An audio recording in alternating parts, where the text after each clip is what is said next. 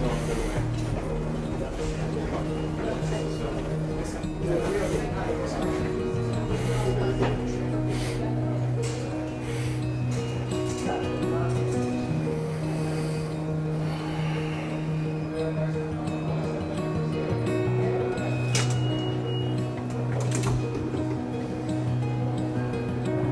to go for a ride?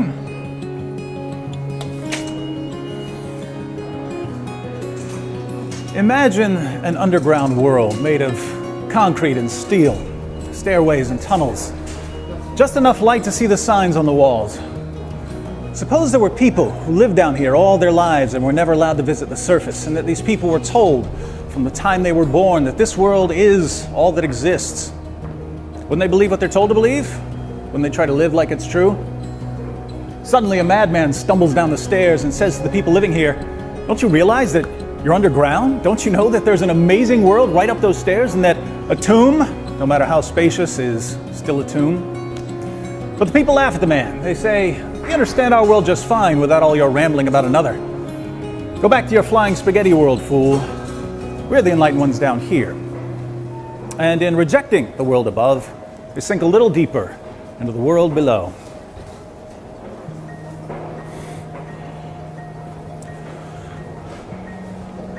When I was 5 years old, I had a dog named Goliath. One day, my mother received a phone call. She turned to me with tears in her eyes and informed me that Goliath had been run over by a bus.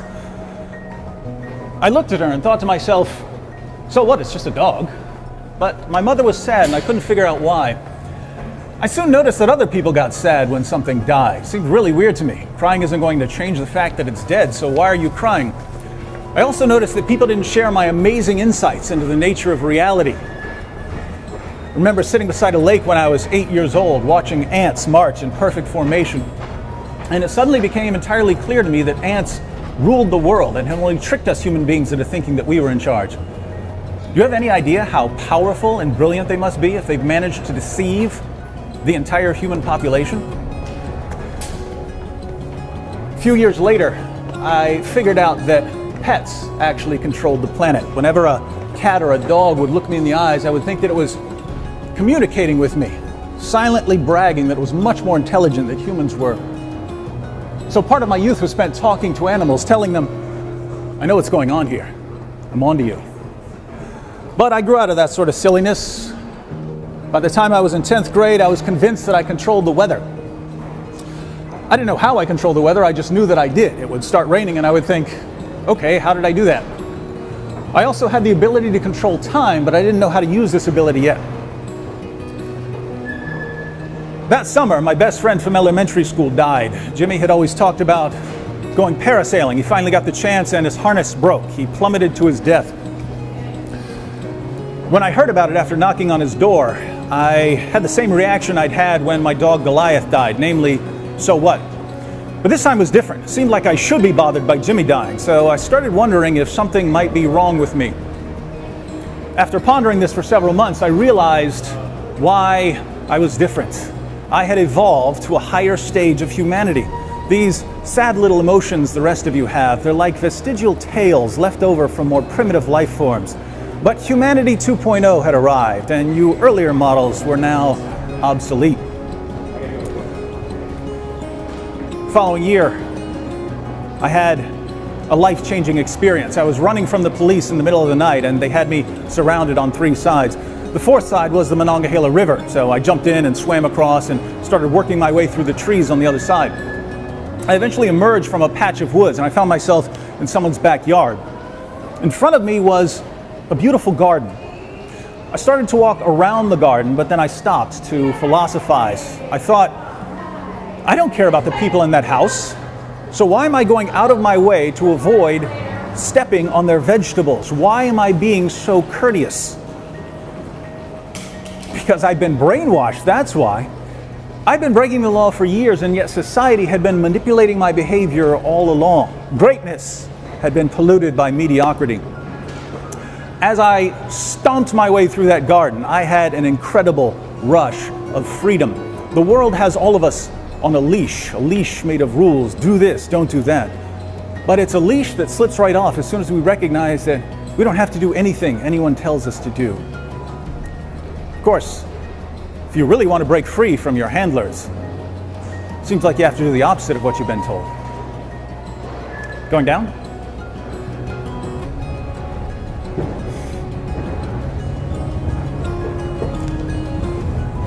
Started studying bomb building when I was 18. Nothing fancy yet. I got a copy of the Anarchist Cookbook. I learned to make pipe bombs. I learned to put together a homemade grenade launcher.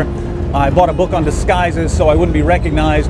But it all felt a bit amateurish. So I decided to become a chemistry major in college where I could learn to build something a little more sophisticated. But my plans of becoming a bomber had to be put on hold because there are more important things in life. Anyone can blow up a bunch of random people. You don't know them. If you're sick of life dangling at the end of society's puppet strings, the killing has to start much closer to home. My dad was the only relative I had within a few hundred miles, so he obviously needed to die, and I had a ball-peen hammer that would do the trick. Interestingly, some of my amazing insights into the nature of reality actually slowed me down. My dad was sitting beside me on the couch, and I was about to beat him to death. I had the hammer under a cushion. But I suddenly realized that he was reading my mind. And not just him, everyone in the world was reading my mind. I was part of an experiment, and billions of people were in on it. They were all waiting to see what I would do. And as soon as I attacked my dad, the walls would rise up, the observers would rush in, and the experiment would be over. Since my dad is reading my mind, I'm channeling my thoughts to him as we sit there. He's watching television, and I'm thinking, look at me while you're reading my mind. Look at me right now, I'm going to bust your head open. Finally, I channeled to him, I think I'm stupid, I'm not falling for this. And then I got up and walked out. But it wasn't over. After a while, my senses returned to me, and I walked into my dad's bedroom at about 2 o'clock in the morning, Thanksgiving Day. I stood over him with the hammer, and I tried to think of one wrong thing he'd ever done to me. Nothing came to mind. So I drew back my arm and came down on him with all 230 pounds. I didn't know how fast blood could come out of someone's head. Kept hitting him until I was sure he was dead. Then I walked outside and drove away. There was no rush of freedom this time. I didn't feel anything anymore.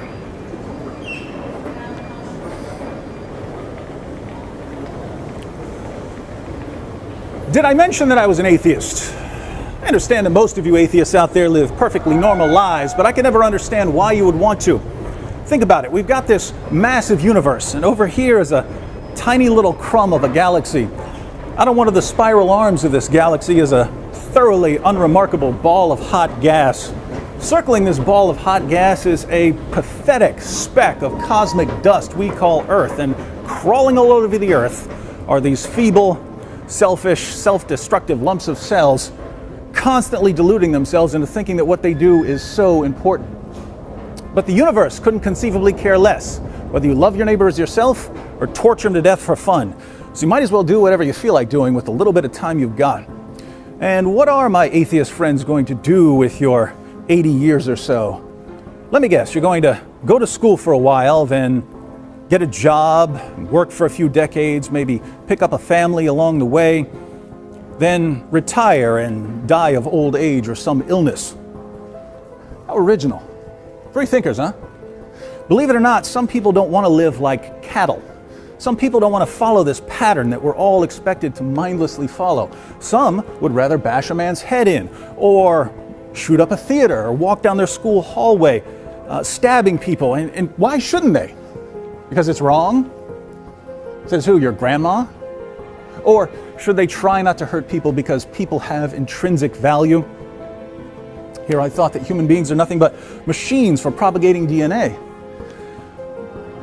Most people don't want to kill and slaughter, but for those who do, our civilization is rapidly destroying any significant reason they might have for resisting the urge to kill and slaughter. Young people are lining up to dance to the music of their DNA. All you can do now is hope that they get tackled when they stop to reload, or that they make some huge blunder when their bloodbath begins. I made a huge blunder when my bloodbath began. I underestimated the amount of damage a human head could endure. Crushed skulls can apparently be pieced back together by doctors. My dad had brain damage, but he survived the attack. I was taken to a mental hospital and later to jail. Jail is a place to sit back and reflect on the things you've done. You've got plenty of time to sit back and think, why did I get caught? What steps can I take to avoid getting caught next time? And without all of the empty, repetitive tasks that ordinarily keep you mentally sedated, you've got plenty of time to figure out what's most important to you. The most important thing to me was not being a slave to people for whom I had nothing but contempt. But people had controlled me in various ways throughout my life, and this meant that they would need to be taught a lesson. I had a list of people going back to kindergarten who were going to be brutally murdered. But doubts occasionally crept in. I would ask myself, is there a point to any of this? Nothing really matters, so what difference does it make whether I do everything I've been planning or I do nothing at all? There's no blue ribbon for making the right decision here because there is no right. But when I would start to think that life off the leash was just as meaningless as life on the leash, I'd start to lose my mind. I was able to hold things together to some extent, mentally, because I had something to do. But if what I had to do was pointless, then holding things together was pointless. So I was at an edge, and there's nowhere to go but over it.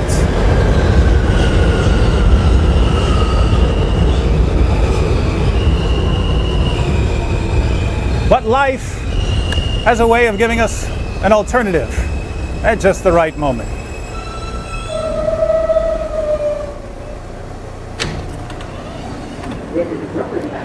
When a man's an empty kettle, he should be on his mettle, yet I'm torn apart. Clear up the closing doors, please. Just because I'm presuming that I could be kinda human if I only had a heart.